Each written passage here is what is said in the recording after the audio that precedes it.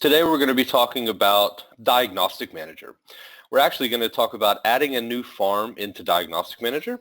What we're going to talk about is how to add a new farm, and with that there is some permissions we're going to look at and the options for alternate access accounts in that adding a new farm process. These are included in the download of the product, the Advanced Installation Guide, the User Guide, and the Reference Guide. The Advanced Installation Guide actually has a lot of information about the permissions required and the use of the alternate access accounts and what is required for each one of those. And we'll touch on those, but those are included in that Advanced Installation Guide on page 12. So let's go ahead and start looking at Diagnostic Manager. So here's our console, and this is right after you've completed the installation of the console, the collection service, and the repository, and you open the console, and this is where it loads into. So you can begin monitoring a SharePoint farm right here, or you can continue without registering a farm. Begin monitoring a farm is going to bring you into that Add Farm wizard. I'm going to go ahead and hit Continue Without so we can do it from the console just so you can see the other option of how to add that farm. So our first step is we're here on the home page. We're going to go ahead and click Add Farm, and this will start into that Add Farm wizard. So this is just, first option here is just whatever friendly farm name you want to call your SharePoint farm. I am running a SharePoint 2013 farm, so we're just going to designate it as that. The farm type, you have options. This is for a SharePoint on-premises farm. The other option you have is for an Office 365 tenant to be able to monitor that. Today we're just going to look at the SharePoint on-premises, but you do have that other option. So once you've set your friendly farm name and your farm type, let's go ahead and hit Next. Now this is the topology server is what it's looking for. It wants a server from your farm so it can use a WMI query to find out where that configuration database is, and then it will query that configuration database for the farm topology, for all the farm servers, all the farm information. So in this environment, we're going to go ahead and type in the name of our web front-end server, which is just SharePoint. And once that is in, we'll hit Next. So this is where the alternate data collection accounts come in. These are set up so that you can granularly manage your security context.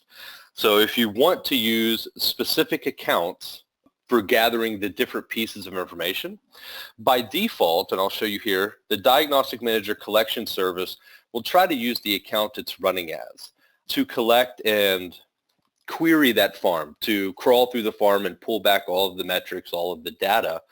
It will use that unless you specify an alternate access account, which you can do at this stage.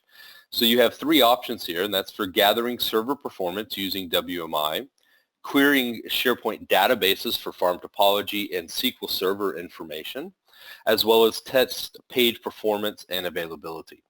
So on and again, the Advanced Installation Guide on page 12 gives you a little bit more details about each one of these alternate access accounts and what's required. But basically, the gather performance using WMI will need local admin access on the servers.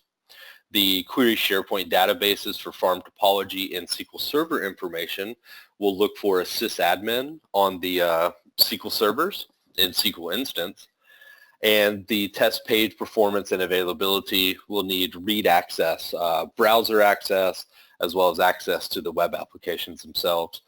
So just to show you, let's go ahead and select if we want to use one of these as an alternate access account, and you can see what that next stage is like. It's going to then ask you for the domain and username. So we'll go ahead and input that. We're just going to use our SharePoint installation account as that option. So we'll go ahead and put the domain username and password. And now it's going to do all that backend where it queries the WMI on the topology server we specified to pull back that configuration information from the SharePoint configuration database. This sometimes does take just a little bit of time. And once this finishes loads, this is what we'll be able to see. It'll show you again what your farm name is, what's your farm type, what server you used for that topology server. It's then going to show you each one of those alternate access accounts, and it's going to show you what you designated to you. So this is by default, the collection service account, and then you can see the page performance account that we specified a specific account just to gather that type of metric. It then shows you here your farm topology. So this is a single server environment. So our web front-end server and SQL Server are the same, but if you have a much more extensive environment, it will list out all of those servers at this point. It will also show you if it had some error for those servers. You see the checkbox down here as well, to check server access and permissions.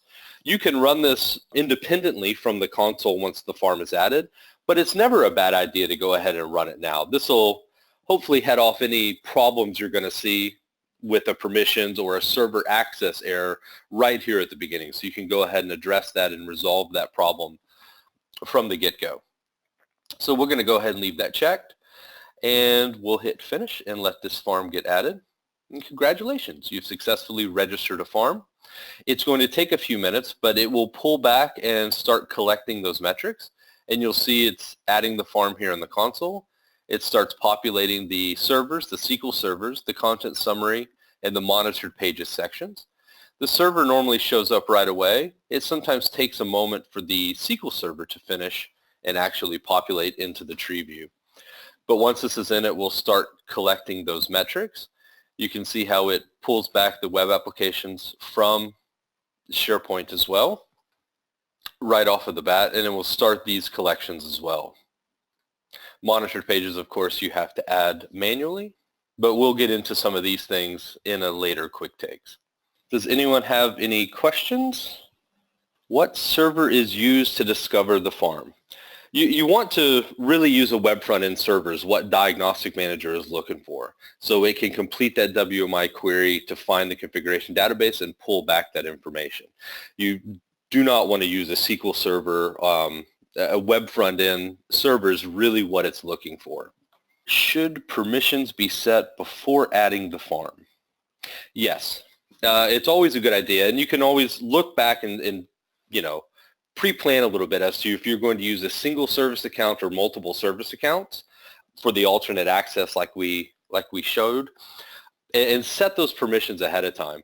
That way, whenever you're going and adding the farm and you start to run the collection, which will start right after the farm is added, it'll start querying and collecting and looking at those metrics. You don't have any problems from the beginning. So all those permissions are set and in place when the farm is added, so you can get right to work.